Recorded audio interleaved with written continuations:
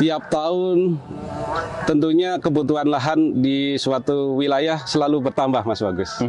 Jadi ini salah satu faktor yang mendesak keberadaan kawasan hutan, Mas Bagus. Jadi dengan kebutuhan lahan untuk berbagai macam kebutuhan, baik pembangunan di luar kehutanan maupun kebutuhan lahan garapan masyarakat, ini menjadi tantangan kami dalam mempertahankan kawasan hutan, Mas Bagus.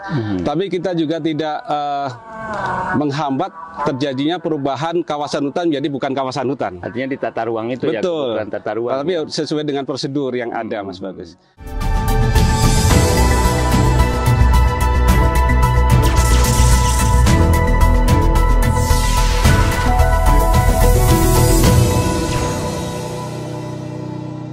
Assalamualaikum warahmatullahi wabarakatuh. Selamat pagi Sobat Plano. Kembali kita di Bincang Plano bersama saya Bagus Haryanto.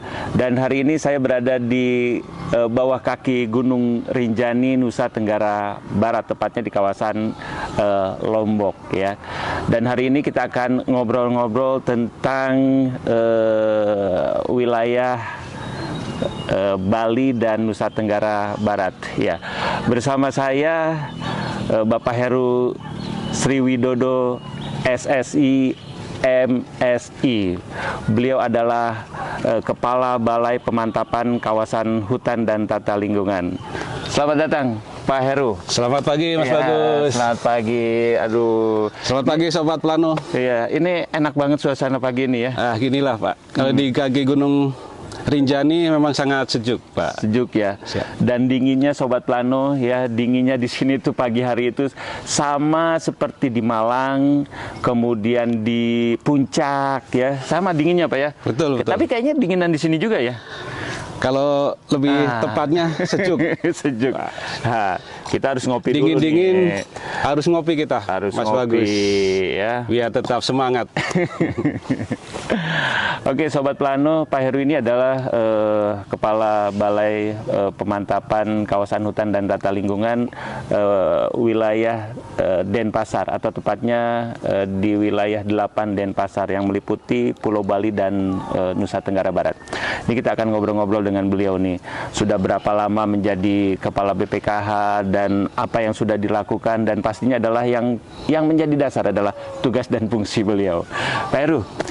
Siap. Ini kan kita punya 22 BPKH. Betul. Kemarin saya ke Jogja. Nah, hari ini walaupun saya tidak ke Denpasar, ke Bali, tapi pastinya saya berada di wilayah kekuasaan Mas Heru nih. Betul. Iya kan?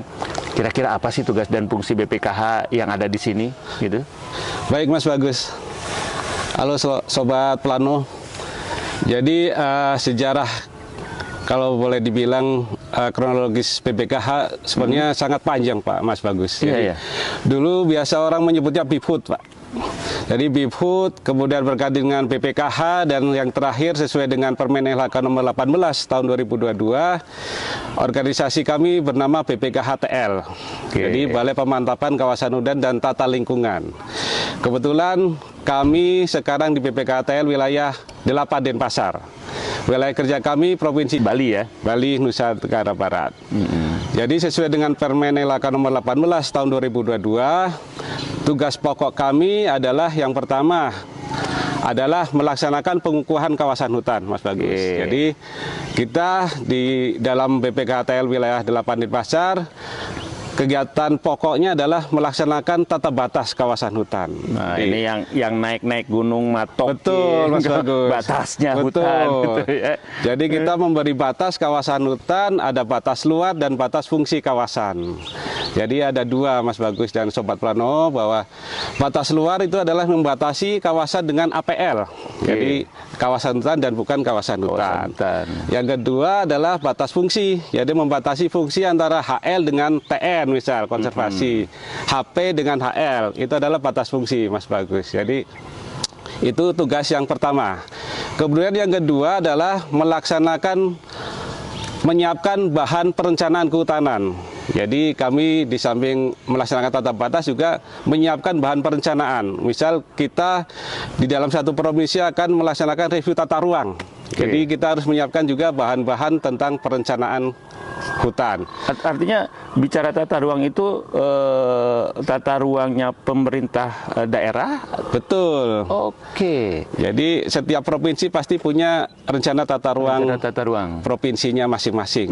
Dan di situ BPKH hadir gitu. Hadir di situ, Mas Bagus. Jadi kita keberadaan BPKH TL sangat dibutuhkan di suatu provinsi, Mas Bagus. Jadi tugas pokok yang ketiga adalah menyiapkan data perubahan fungsi kawasan hutan. Oke. Jadi kawasan hutan bisa dirubah fungsi maupun perubahan peruntukannya, Mas Bagus.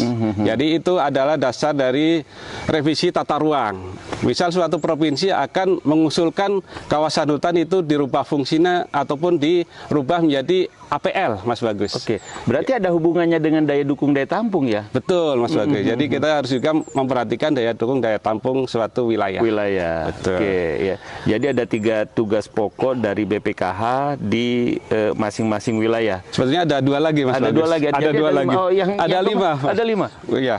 Jadi yang keempat adalah memverifikasi data kajian dampak lingkungan, Mas Bagus. Inilah fungsi tambahan dari BPKH ini, Pak. Jadi yang keempat adalah verifikasi data kajian dampak lingkungan.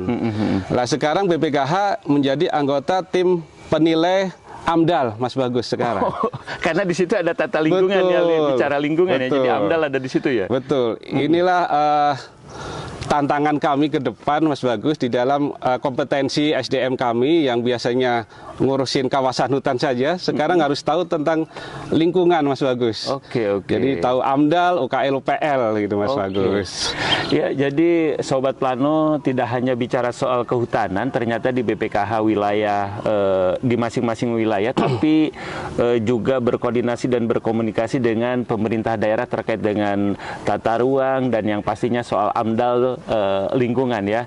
Nah, Pak, untuk wilayah Bali kemudian juga NTB, nah sejauh mana sih apa ya faktor kesulitan kemudian juga terkait dengan kerjasama dengan pemerintah daerah terkait dengan tugas dan fungsi tersebut? Baik, Mas Bagus.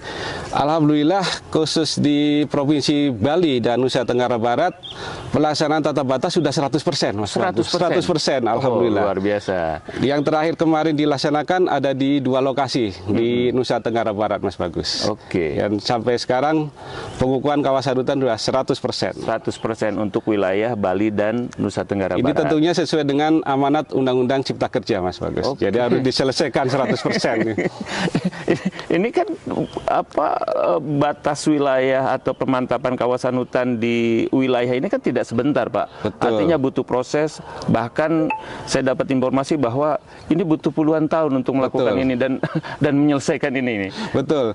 Jadi kalau sejarah kawasan hutan khusus di NTB, Mas Bagus, sebetulnya sejak zaman kolonial Belanda, Mas Bagus.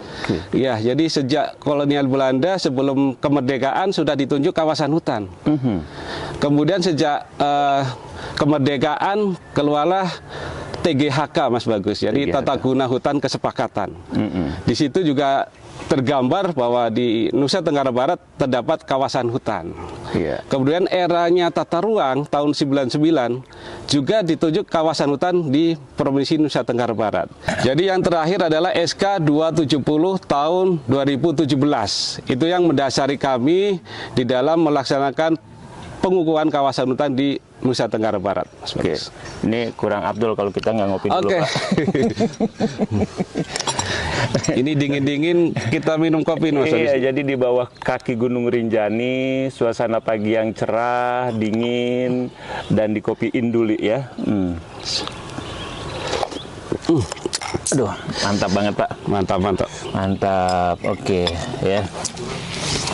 Jadi buat Sobat Plano ya yang mau naik Gunung Rinjani, ya ini adalah dekat tempat pendakian, Pak ya. Betul. Pendakian di belakang kita ini adalah Gunung Rinjani dengan MDPL 3726 dan salah satu gunung tertinggi di Indonesia ya. Oke, Seven Summit. Ya, yang ketujuh. Masuk. Oke. Ya, kita kembali lagi nih, Pak. Ini kan terkait tugas dan fungsi dari BPKH. Salah satunya adalah mengeluarkan kawasan hutan menjadi kawasan yang dimiliki oleh masyarakat, yaitu dengan program TORA, Pak. TORA. Nah, untuk di Bali atau di NTB sudah ada yang berapa wilayah atau berapa luas yang sudah menjadi hak masyarakat yang dikeluarkan oleh Kementerian KLHK melalui BPKH, Pak? Ya, jadi Pak Heru, ini kurang abdol kalau kita ngopi nggak pakai pisang goreng. Mantap. Ini luar biasa. Saya pikir pisang goreng itu hanya ada di Jawa Barat atau di Jakarta. Ya, ternyata ini di NTB pun ada pisang goreng, ada apa ini, bala-bala sama tahu, gehu kalau kata orang Jawa Barat. Oke, kita kembali lagi, Pak Heru. Ini kan tugas dan fungsi dari BPKH adalah salah satunya adalah memberikan legalitas kepada masyarakat terkait dengan mengeluarkan kawasan hutan, yaitu dengan program TORA dari Kementerian KLHK. Nah, sudah berapa luas dan berapa kabupaten yang sudah dikeluarkan melalui program ini?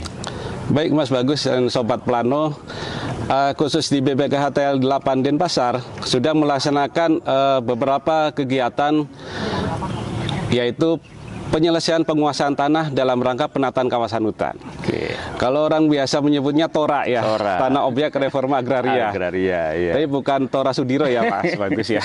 Jadi TORA ya. TORA atau PPTPKH Mas Bagus. Oke.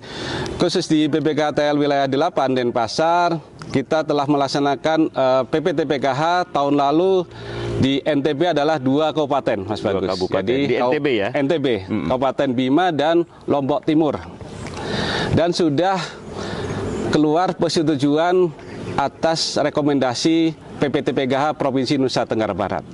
Seluas 880 hektar atau sekitar 1.900 bidang Mas Bagus. Oh, luar biasa. Ya, jadi baik kelola akses maupun aset Mas Bagus. Jadi kalau aset kita keluarkan menjadi hak milik.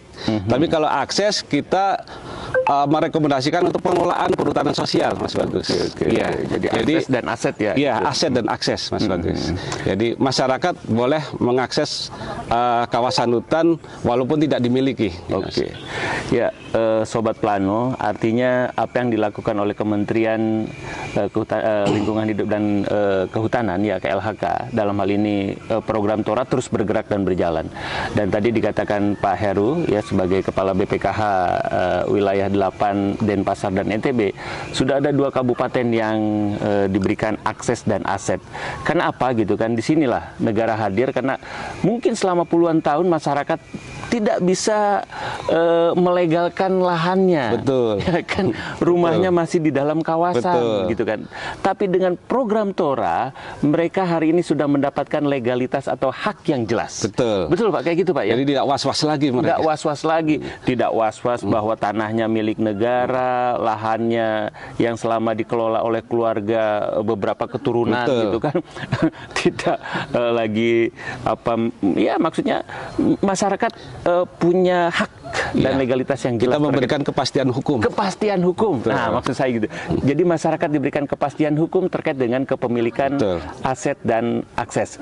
Tapi kan butuh waktu nih, Pak. Betul. Nah, ini pastinya waktu yang cukup panjang, kemudian Bapak juga punya strategi dan cara-cara khusus karena saya yakin juga persoalan-persoalan di lapangan ini masyarakat ada yang menolak, ada yang setuju dan lain-lain. Nah, bagaimana strategi Bapak untuk menyikapi hal ini? Ini yang menarik Mas Bagus. Jadi serba-serbi pelaksanaan pengukuhan kawasan hutan di NTB kita telah lalui bersama Mas Bagus. Jadi laporan teman-teman di lapangan kadang ada yang dilarang masyarakat Mas Bagus. Jadi masyarakat juga betul. Mereka sangat menolak dari program pemerintah karena mungkin punya pengalaman yang buruk terkait tentang kawasan hutan ini, Mas Bagus. Karena paradigma mereka bahwa kawasan hutan itu tidak boleh diapa-apain, Mas Bagus. Tapi dengan program sekarang kan ada program skema perhutanan sosial, Mas Bagus. Jadi masyarakat boleh mengelola, boleh mengakses kawasan hutan. Khusus penataan kawasan hutan ada yang cerita menarik, Mas Bagus. Nah, apa nih? Ceritanya seperti apa nih? Yang akhirnya masyarakat yang tadinya menolak kemudian setuju dengan program ini. Nah, ini salah satu lokasi di Cagar Alam Danuera, Mas Bagus. Itu di Kabupaten Bima. Jadi sebetulnya CA Danuera sudah ditunjuk sejak tahun 2010, Mas Bagus. Dan sampai tahun 2023 pelaksanaan tata batas belum bisa dilaksanakan. Karena memang di lapangan masyarakat sudah mengolah atau menguasai kawasan hutan itu, Mas. Sudah berapa generasi gitu ya? Betul. Jadi pemerintah daerah sudah mengusulkan untuk pelepasan sebetulnya, Mas Bagus. Tapi kan proses harus dilakukan sesuai dengan prosedur. Iya. Nah, tugas kami selama kawasan hutan itu masih ditunjuk sebagai kawasan hutan, kami berhak atau punya kewenangan untuk menata batas. Karena memang kewajiban kami sesuai dengan Undang-Undang Cipta Kerja harus menyelesaikan tata batas paling lambat 2024, Mas Bagus. Nah, khusus di Danuera, CA Danuera ini ada cerita yang menarik. Awalnya kami ditolak oleh masyarakat, Mas Bagus, karena memang penguasaannya sudah mayoritas dikuasai masyarakat. Tapi dengan pendekatan humanis kami, Mas Bagus, salah satu tim kami mencoba untuk pendekatan secara religius, Mas Bagus. Gimana nih ceritanya? Banyak strategi dan salah satu strategi untuk mendekati dan berdiskusi, berdialog dengan masyarakat dengan cara yang religius. Jadi gini, Mas Bagus. Jadi karena memang masyarakat NTB itu sangat religius dan mayoritas agama Islam, Mas Bagus. Kami pendekatannya melalui tempat ibadah. Jadi kami pada suatu kesempatan hari Jumat, jadi sholat Jumat, masyarakat berkumpul sangat banyak, Mas Bagus. Jadi kami mencoba untuk menyampaikan sosialisasi kawasan hutan setelah khotbah Jumat, Mas Bagus. Jadi sosialisasi dan mengajak masyarakat itu melalui sholat Jumat. Betul. Setelah khutbah baru disosialisasikan bahwa KLHK atau BPKH dari wilayah Denpasar NTB ini ada program ini, program ini gitu. Betul, ya. Mas Bagus. Dan awalnya seperti apa? Apakah masyarakat juga banyak menolak atau mungkin bisa cepat terinspirasi dengan program tersebut? Jadi gini, Mas Bagus, karena di tempat ibadah kan masyarakat tidak boleh ramai ya. Tidak boleh ada yang protes. Nggak ada yang protes itu. Jadi mau tidak mau mereka harus mendengarkan. Jadi gitu, Mas Bagus. Jadi itulah salah satu trik kami ya. Karena kalau kita sampaikan ke masyarakat secara terbuka mungkin ya, ada salah satu provokator yang lain ikut, Mas Bagus. Oke. Kalau di tempat ibadah kita harus tenang kan, kita mengikuti ibadah dengan khusyuk. Jadi apalagi program ini memang betul-betul program dari pemerintah, Kementerian KLHK untuk masyarakat, betul-betul punya manfaat besar. Betul, gitu, Mas Bagus. Jadi awalnya masyarakat resisten terhadap kami dengan sosialisasi melalui sholat Jumat ini, mereka mau mendengar, Mas Bagus. Jadi sedikit demi sedikit mereka memahami bahwa kawasan hutan itu kita tidak dilarang untuk mengelola kawasan hutan sebetulnya. Gitu, Mas Bagus. Kita mencoba dari situ bahwa mereka dengan yang pertama ketakutan terhadap petugas kehutanan gitu ya, yang dalam hal ini Polhut. Sekarang mereka kawasan hutan boleh dikelola dengan mengakses gitu. Dan mereka sekarang tahu bahwa akses kelola itu sangat bermanfaat. Sangat bermanfaat dan disetujui oleh Menteri Kehutanan, Mas Bagus. Jadi mereka dengan sadar sekarang mulai mengelola kawasan hutan dan sudah membentuk kelompok tani hutan. Luar biasa. Iya. Ini butuh berapa lama nih untuk memberikan pencerahan kepada masyarakat bahwa program ini bisa sampai dan masyarakat setuju? Ini kita memakan waktu hampir setengah tahun, Mas Bagus. Setengah tahun. Oh. Kita pendekatan dengan terus-menerus.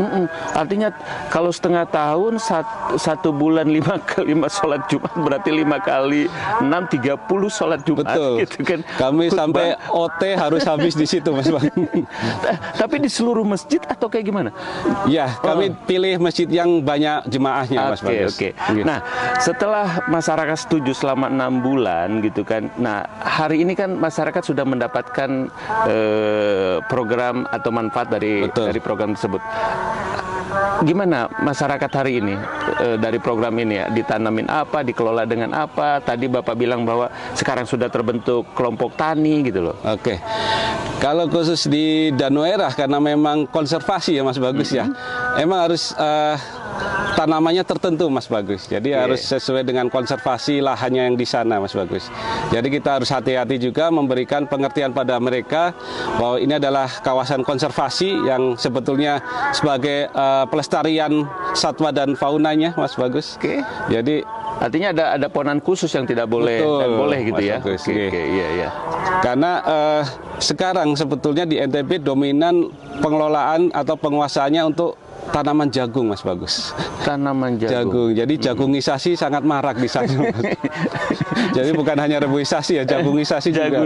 Jagungisasi karena memang program pemerintah daerah untuk meningkatkan pendapatan masyarakat melalui perkebunan jagung itu Mas Bagus. Oke. Nah, Sobat Plano, ini pendekatan dengan masyarakat cukup prosesnya menarik melalui masjid, kemudian selama setengah tahun. Barulah masyarakat memahami bahwa program pemerintah Kementerian Lingkungan Hidup dan Kehutanan ini punya manfaat besar, dan hari ini ya jagunisasi itu berjalan di wilayah Nusa Tenggara Barat. Nah, Pak, dengan program ini tentu saja masyarakat bisa membuat atau mengelola lebih baik terkait dengan pengelolaan lahan. Nah, sementara yang program Tora kemarin itu kan ada sekitar sekian ribu bidang. Ya.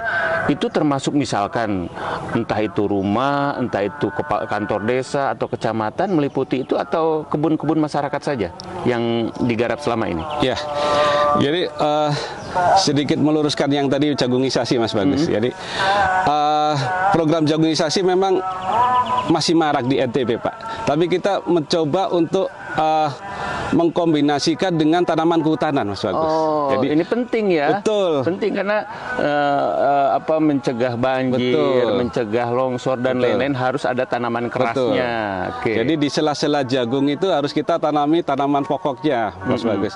Ini salah satunya adalah untuk menahan biar tidak erosi Mas Bagus. Jadi tanah tetap terjaga, tapi produk untuk peningkatan kesejahteraan masyarakat juga masih tetap berjalan. Nah, terkait tentang PPTPKH itu atau Tora Mas Bagus. Jadi sebetulnya di NTB ada 3 Mas Bagus. Jadi ada pemukiman, ada fasum-fasos dan lahan garapan. Oke. Khusus lahan garapan, rekom kami khusus di NTB memakai skema perhutanan sosial Mas Bagus. Jadi tidak dilepas. Tapi perhutanan sosial aksesnya masyarakat diperbolehkan, tapi dengan prosedur atau aturan di KLHK. Kemudian untuk lahan garap, mohon maaf, untuk pemukiman dan fasum-fasos kita lepas Mas Bagus. Jadi masyarakat sekarang sudah punya sertifikat. Betul, proses sertifikasi oleh BPN. Karena proses sertifikasi harus menunggu tata batas kami Mas Bagus. Jadi program Tora yang tahun lalu baru di tata batas tahun ini Mas Bagus. Jadi kalau sudah selesai tata batasnya, mereka baru membuat sertifikat oleh BPN gitu, Mas. Ya, Sobat Plano, artinya apa gitu kan, bahwa program PTSL mungkin ya, atau PTSL atau PTSL yang hari ini selama 10 tahun Pak Jokowi menjadi presiden kita ya, program PTSL adalah salah satu dasarnya adalah terkait dengan pelepasan hutan oleh Kementerian Lingkungan Hidup dan Kehutanan melalui program Tora. Setelah semuanya dilepas, kemudian juga ada batas-batas yang memang dilakukan oleh teman-teman BPKH wilayah, barulah aset tersebut bisa dilegalkan melalui program sertifikat tersebut ya, Betul. Pak ya. Betul. Oke, ya. Jadi itulah apa namanya ATR BPN pun gitu kan itu menunggu terkait kerja-kerja dari Kementerian Lingkungan Hidup Betul. yang akhirnya baru bisa dilegalkan. Betul. Ya. Dan hari ini masyarakat hampir tadi kalau untuk wilayah Denpasar dan NTB ya sekitar 1000 berapa itu? Sekitar Ini 800 hektar. 800 hektar yang sudah dilepaskan oleh Kementerian Lingkungan Hidup dan Kehutanan. Kemudian Pak, tadi sudah bercerita terkait dengan strategi pendekatan ke masyarakat, kemudian luas lahan, kemudian bidang juga gitu kan, yang sudah dilepas gitu kan. Nah, hari ini atau ke depan gitu kan, kerjasama nih dengan pemerintah daerah terkait dengan kebutuhan-kebutuhan tadi, daya dukung, daya tampung, otomatis ini kan berubah-ubah Pak. Betul. Apakah ada upaya misalkan keinginan pemerintah daerah sendiri untuk ada proses pemukiman lagi atau pelepasan lagi ke depan? Baik, Mas Bagus, Sobat Plano. Jadi tiap tahun tentunya kebutuhan lahan di suatu wilayah selalu bertambah, Mas Bagus. Jadi ini salah satu faktor yang mendesak keberadaan kawasan hutan, Mas Bagus. Jadi dengan kebutuhan lahan untuk berbagai macam kebutuhan, baik pembangunan di luar kehutanan maupun kebutuhan lahan garapan masyarakat, ini menjadi tantangan kami dalam mempertahankan kawasan hutan, Mas Bagus. Tapi kita juga tidak menghambat terjadinya perubahan kawasan hutan menjadi bukan kawasan hutan. Artinya di tata ruang itu ya, Betul. kebutuhan tata ruang. Tapi sesuai dengan prosedur yang ada, Mas Bagus. Seperti tahun ini khusus di Nusa Tenggara Barat sedang proses review tata ruang provinsi, Mas Bagus. Jadi salah satu yang akan dilepas adalah Gili Trawangan, Mas Bagus. Oh, Gili Trawangan. Kalau Gili Trawangan kawasan hutannya masih status konservasi, Mas Bagus. Oke. Iya, sampai Itu sekarang daerah masih, wisata itu ya? Iya, betul. Itu sangat menjadi perhatian baik dari pemerintah provinsi maupun pemerintah pusat, Mas Bagus. Jadi kita dengan hati-hati akan mencoba menelaah usulan dari pemerintah provinsi terkait Gili Trawangan itu, Mas Bagus. Usulan dari provinsi adalah untuk pelepasan kawasan hutan, Mas Bagus. Oke. Nggih. Jadi Gili Trawangan ini menjadi bagian yang memang sedang dilakukan observasi, Nggih. dilakukan apa untuk di Kajian, ya. kajian gitu ya. Betul. Oke, ya Sobat Plano, ini tentu menjadi tantangan dari Kementerian Lingkungan Hidup dan Kehutanan ya, dan di masing-masing BPKH punya karakteristik tersendiri terkait dengan persoalan-persoalan pelepasan kawasan hutan ini. Pak, untuk wilayah 8 Denpasar ini kan meliputi Bali dan NTB. Betul. Berapa luas sih kawasan hutan yang masih tadi kan kalau tapal batas sudah. Betul. Ini berapa luas lahan hutan yang masih menjadi yang asri, Iya. kemudian yang ya katakanlah untuk bisa memberikan hawa yang sejuk terhadap wilayah di sekitarnya, Pak. Baik, kalau sesuai dengan status kawasan hutan, Mas Bagus, di Nusa Tenggara Barat, kawasan hutan luasannya 1.046.000 hektar, Mas Bagus. Untuk NTB? Iya, atau sekitar 52% dari luas provinsinya, Mas Provinsi. Bagus. Jadi Oke. masih cukup sesuai dengan aturan yang ada, Mas Bagus. Kalau kita kan masih mengacu ke 30% ya minimal. Betul, bahwa iya. kawasan hutan atau ruang terbuka hijau ada di suatu Wilayah. provinsi atau wilayah tertentu, Mas Bagus. Kalau Bali? Kalau Bali, lah ini yang sangat miris, Mas Bagus. Jadi di Provinsi Bali sekarang kawasan hutannya hanya sekitar 23%. Loh, di bawah 30%, Mas Bagus. Ini karena kepadatan penduduknya atau tata ruangnya atau kebutuhan pembangunan yang ada di sana semakin jalan atau seperti apa? Kayaknya semuanya, Mas Bagus. Jadi kebutuhan lahan dan pembangunan dari suatu provinsi Bali itu sangat membutuhkan lahan yang memang kondisi Bali kan satu kepulauan ya, Mas Bagus ya, yang tentunya sangat terbatas lahannya dan kawasan hutan yang terakhir di bawah 30%. Nah, ini tentunya tantangan bagi pemerintah provinsi untuk meningkatkan lagi ruang terbuka hijau agar minimal 30% bisa tercapai, Mas Bagus. Oke. Artinya kepadatan di Bali pun jadi berpengaruh terhadap daya dukung daya tampung yang ada di sana. Yang akhirnya hari ini daya dukung daya tampung kawasan hutan di bawah 30% ya. Ya, oke. Ini jadi catatan tersendiri ini agar masyarakat tadi dengan membangun ruang terbuka hijau, pemerintah daerah juga harus terus melakukan penanaman dan lain-lain, Pak ya. Betul. Oke. Jadi Bali dan NTB agak berbeda terkait dengan daya dukung daya tampungnya. Nah, Pak, khusus untuk Bali dan NTB, adakah penambangan di sini, Pak? Khusus di Bali tidak ada penambangan, Tidak ada Bagus. penambangan. Tapi kalau di Nusa Tenggara Barat ada beberapa izin penggunaan kawasan hutan namanya. Kalau sekarang persetujuan penggunaan kawasan hutan atau PPKH. Salah satu yang terbesar adalah PT Aman Nusa Tenggara. Jadi ada tambang di sini. Ada. Jadi tambang emas dan mineral pengikutnya, Mas Bagus. Jadi yang dulu kita mengenalnya Newmont, PT Newmont. Sekarang beralih namanya sekarang Aman Nusa Tenggara. Oke. Di sana ada penambangan yang memang di dalam kawasan hutan, Mas Bagus. Jadi mereka punya kewajiban pembayaran PNBP. Ya, selain untuk rehab das. Oke. Artinya mereka juga punya kontribusi besar terhadap pembangunan dan lingkungan yang ada di wilayah tersebut ya. Oke.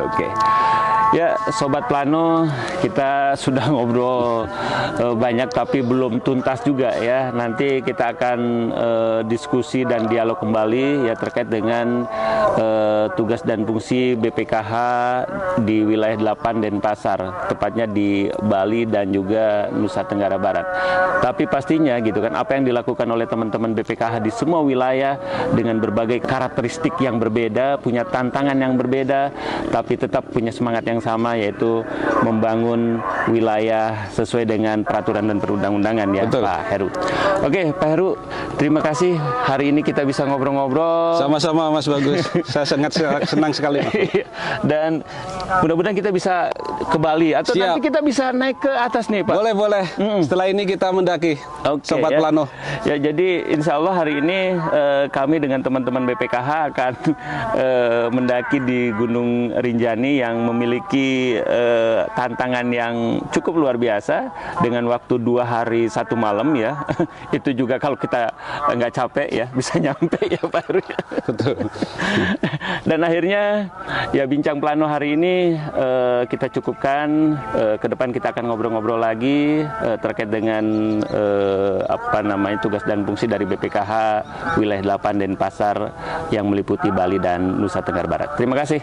Wassalamualaikum warahmatullahi wabarakatuh. Waalaikumsalam warahmatullahi wabarakatuh. Terima kasih banyak.